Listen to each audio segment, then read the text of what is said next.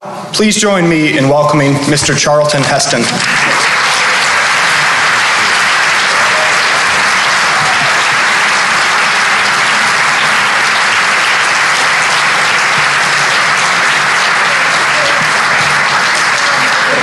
Thank you very much, both for that warm response to the introduction and the introduction. You know, very often people with public faces are introduced with this simple phrase, "Now, ladies and gentlemen, a man who needs no introduction." Believe me, you can always use a good introduction. No, you laugh, but it's true. I have a story that proves it. True story, didn't happen to me, happened to a friend of mine. Kirk Douglas. This is when Ben-Hur was in release, more or less all over. And Kirk said he was walking in the street near his home in Beverly Hills one evening after dinner when he was approached very politely by a stranger who said, "Excuse me, sir, I don't like interfering in the private lives of public people, but I cannot let pass this opportunity to tell you what a deeply moving, enormously creative performance you gave in Ben-Hur." And Kirk said, "Well, thanks very much, but that wasn't me, that was another fella." And the man stood back amazed. He said, "Well, if you weren't Burt Lancaster, who the hell are you?" So I'm glad we've made it clear right at the outset that I'm not Burt Lancaster. I remember when my son was 5, explaining to his kindergarten class what his father did for a living. "My daddy," he said, "pretends to be people." Now, that's not bad, actually. That's about it. There have been quite a few of them. Prophets from the Old and the New Testaments, a couple of Christian saints, generals of various nationalities in different centuries, several kings, 3 American presidents, a French cardinal, and 2 geniuses, including Michelangelo. If you'd like me to work on this ceiling, I'll be glad to do my best. No, it's just that there always seems to be a lot of different fellas up here, and I'm never entirely certain which one of them gets to talk. Right now, I guess I'm the guy. As I pondered our visit tonight, it struck me, if my Creator gave me the gift to connect you with the hearts and minds of those great men I mentioned, then I want to use that same gift now to reconnect you with your own sense of liberty, your own freedom of thought, your own compass for what is right. Dedicating the memorial at Gettysburg, Abraham Lincoln said of America, "We are now engaged in a great civil war, testing whether that nation or any nation so conceived and so dedicated can long endure." Those words are true again. I believe that we are again engaged in a great civil war, a cultural war that's about to hijack your birthright to think and say what lives in your heart. I fear you no longer trust the pulsing lifeblood of liberty inside you, the stuff that made this country rise from wilderness into the miracle that it is. Let me back up a little. About a year or 2 ago, I became president of the National Rifle Association, which protects the right to keep and bear arms of American citizens. I ran for office, I was elected, and now I serve. I serve as a moving target for the media, who've called me everything from ridiculous and duped to a brain-injured, senile, crazy old man. And I know I'm pretty old, but I sure, Lord, ain't senile. As I've stood in the crosshairs of those who target Second Amendment freedoms, I've realized that firearms are not the only issue. No. It's much, much bigger than that. I've come to understand that a cultural war is raging across our land, in which, with Orwellian fervor, certain accepted thoughts and speech are mandated. For example, I marched for civil rights with Dr. King in 1963, long before Hollywood found it acceptable, I may say. But when I told an audience last year that white pride is just as valid as black pride or red pride or anyone else's pride, they called me a racist. I've worked with brilliantly talented homosexuals all my life, throughout my whole career. But when I told an audience that gay rights should extend no further than your rights or my rights, I was called a homophobe. I served in World War II against the Axis powers. But during a speech, when I drew an analogy between singling out the innocent Jews and singling out innocent gun owners, I was called an anti-Semite. Everyone I know knows I would never raise a closed fist against my country. But when I asked an audience to oppose this cultural persecution I'm talking about, I was compared to Timothy McVeigh. From Time magazine to friends and colleagues, they've essentially saying, "Chuck, how dare you speak your mind like that? You are using language not authorized for public consumption." But I am not afraid. If Americans believed in political correctness, we'd still be King George's boys, subjects bound to the British crown. In his book, The End of Sanity, Martin Gross writes that blatantly irrational behavior is rapidly being established as the norm in almost every area of human endeavor. There seem to be new customs, new rules, new anti-intellectual theories regularly twisted on us, foisted on us from every direction. Underneath, the nation is roiling. Americans know something without a name is undermining the country, turning the mind mushy when it comes to separating truth from falsehood and right from wrong. And they don't like it. Let me read you a few examples. At Antioch College in Ohio, young men speaking and seeking intimacy with a co-ed must get verbal permission at each step of the process, from kissing to petting to final, at last, copulation, all clearly spelled out in a printed college directive. In New Jersey, despite the death of several patients nationwide who'd been infected by dentists who had concealed their own AIDS, the state commissioner announced that health providers who are HIV positive need not tell their patients that they are infected. At William and Mary, students tried to change the name of the school team, the Tribe, because it was supposedly insulting to local Indians, only to learn that authentic Virginia chiefs really liked the name, the Tribe. In San Francisco, city fathers passed an ordinance protecting the rights of transvestites to cross-dress on the job and for transsexuals to have separate toilet facilities while undergoing sex change surgery. In New York City, kids who didn't speak a word of Spanish have been placed in bilingual classes to learn their 3 R's in Spanish solely because their own names sound Hispanic. At the University of Pennsylvania, in a state where thousands died at Gettysburg opposing slavery, the president of that college officially set up segregated dormitory space for black students. Yeah, I know, that's out of bounds now. Dr. King said Negroes, Jimmy Baldwin and most of us on the march said black, but it's a no-no now. For me, hyphenated identities are awkward, particularly Native American. I'm a Native American, for God's sake. I also happen to be a blood-initiated brother of the Minneconjou Sioux.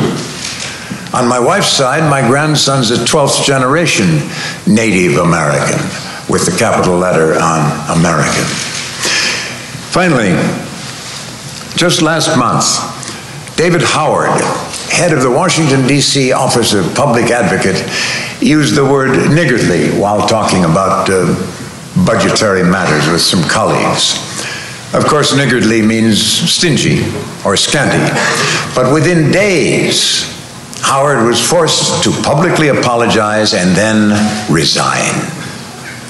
As columnist Tony Snow wrote, David Howard got fired because some people in public employ were morons who A, didn't know the meaning of niggardly, B, don't know how to use a dictionary to discover the meaning, and C, actually demanded that he apologize for their ignorance. Now, what does all this mean? Well, among other things, it means that telling us what to think has evolved in telling us what to say. So telling us what to do can't be far behind. Before you claim to be a champion of free thought, tell me, why did political correctness originate on America's campuses? And why do you continue to tolerate it? Why do you, who are supposed to debate ideas, surrender to their suppression? Let's be honest. Who here in this room thinks your professors can say what they really believe? There's a few. There's a few, yeah. Now, that scares me to death. It should scare you too, that the superstition of political correctness rules the halls of reason. You are the best and the brightest. You, here in this fertile cradle of American academia, here in the castle of learning on the Charles River, you are the cream. But I submit that you and your counterparts across the land are the most socially conformed and politically silenced generation since Concord Bridge. And as long as you validate that and abide it, you are, by your grandfather's standards, cowards. Here's another example.